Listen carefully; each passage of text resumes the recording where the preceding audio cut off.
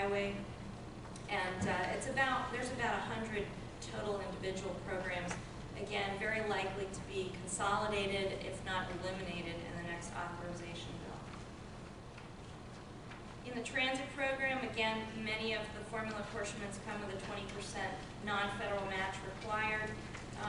These categories include fixed guideway modernization, which provides some funding from MART and WMATA, bus and bus facilities, other transit programs, New Freedom, transportation for elderly and people with disabilities.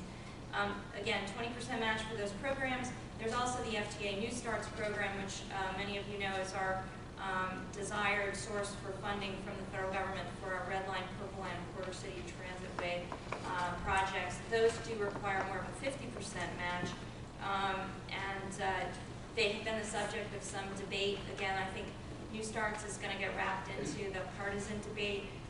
We do hope, however, that New Starts will remain as one of the few major discretionary transportation programs. It's a little bit more robust than your average discretionary program. It does require years of coordination with the Federal Transit Administration in order to receive a full funding grant agreement and be programmed in the President's budget. National funding challenges. We've talked about funding as the main reason for congressional inaction, funding and partisan wrangling, I would say. The current gas tax at 18.4 cents per gallon, this is, again, the federal gas tax, has been in place since 1993. As we know, there's very little political fortitude to increase it at this time. Some people had hoped that if we could get an authorization bill getting us past the next presidential election, we may be able to see an opportunity for the Congress to pass a larger bill using an expanded federal gas tax, but it really doesn't matter what year it is. That would be a difficult avenue for Congress to take. Current revenues right now are too little to fund the authorized level, necessitating those general fund transfers, and then recently the debt limit discussions really put the pressure on the need to cut discretionary programs, and transportation was not immune from that debate. So this again is not normal. The coincidence of the expiration of the gas tax at the same time as the expiration of an extension of the authorization bill really was never meant to happen. As we understand it, generally Congress structures the gas tax to roll past the end of any authorization bill by a couple of years, but as you may know, we're 2 years late in the renewal of a new surface transportation authorization bill. So an uncomfortable situation to be sure, but hopefully Congress will enact both gas tax extension and some extension of the surface bill. It really does impair us at the state level. I'll go into that in a little bit. So there's uncertainty with the gas tax. The impact to either the expiration of the tax or a drop in overall authorized funding levels would be that Maryland would be hit very hard. We would have to halt some projects. Jobs would be lost. Certainly require adjustments in our CTP if revenues can't be found. So what we are looking closely at the authorization bill. We're working with our members of Congress, but we really do need to see some continuity here. If Congress does not extend the gas tax by the end of this month, we would lose 45 to 65 million in federal funds each month. Those would impact about 700 direct and indirect jobs, and as I mentioned, require reprogramming certain funds or halting projects beginning in October or later, depending on when they do take action on a gas tax and an authorization bill. As was mentioned, there are proposals on the House side to do an authorization bill at about a third or 35% cut in the federal program.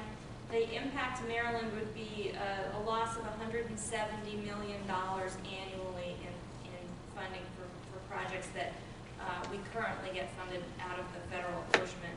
That's equivalent to about 1,800 direct and indirect jobs. Those reauthorization proposals, again, to reiterate, the House bill is a 6-year bill at a 35% cut.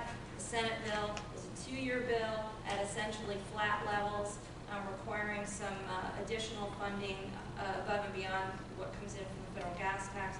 And then the administration, there's an outline essentially of a need for $556 billion over a 6-year time frame. There's no real path for funding that, nor actually is there a specific bill out on the street.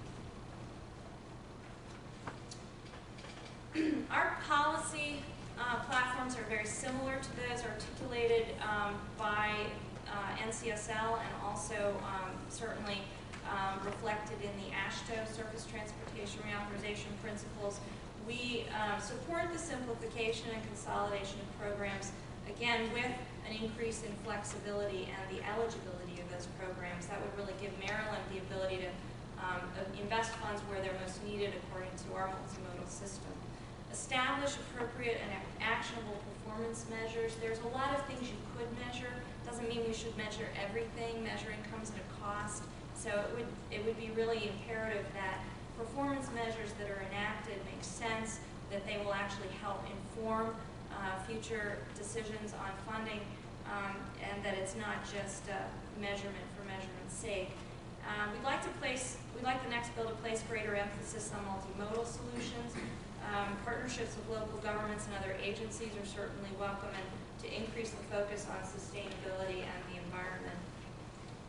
We have, with respect to New Starts, we'd like to see an expanded New Starts program to accommodate projects including those here in Maryland. We would definitely support additional funding for MARC. We're somewhat constrained in the amount of formula apportionment we can get for MARC. And we also have great needs for our intercity passenger rail system. In Maryland, the MARC Penn line operates on the Amtrak Northeast Corridor, and the Brunswick line operates on another Amtrak line. So clearly we have a vested interest in seeing funding continue for passenger rail so that we don't see our system degrade both for intercity passenger rail purposes and for our commuter rail. And then funding for congestion reduction and capacity improvements will always be needed on our highways, rail systems, our port facilities, and with additional focus on freight.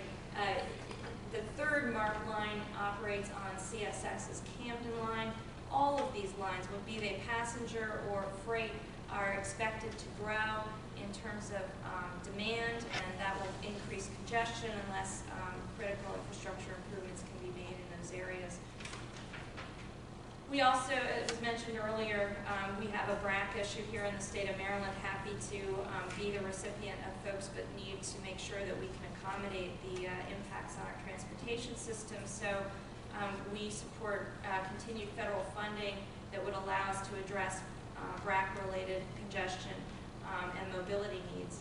We also are strongly in support of continuing the federally dedicated funding for the Washington Metropolitan Area Transit Authority. The WMATA funds were recently targeted for elimination. They are considered by some outside this region to be an earmark. It's very critical, is exceptionally for the movement of these federal workers. And so we believe that it has a place in future authorization bills. We will have to work very hard to continue to make that case. And then finally, climate change and sustainability initiatives are important to the state of Maryland, the Mid-Atlantic region, and the Northeast region, all of which have greenhouse gas reduction goals. We'd like to reduce emissions for Maryland by 25% by 2020. So any opportunity to get additional federal funds to help in that state effort is certainly welcome. What can we expect in the next authorization? Well, again, as I mentioned, continued uncertainty or reduced funding levels, fewer programs, more competition, the performance measures, and the attention to private or public-private financing. And then the way that we're addressing these challenges, given that there is so much uncertainty, we don't know. We hope that the gas tax will be extended. We don't know when an authorization bill will finally be enacted. Right now, there's a 4-month extension on the table. There's been other durations discussed.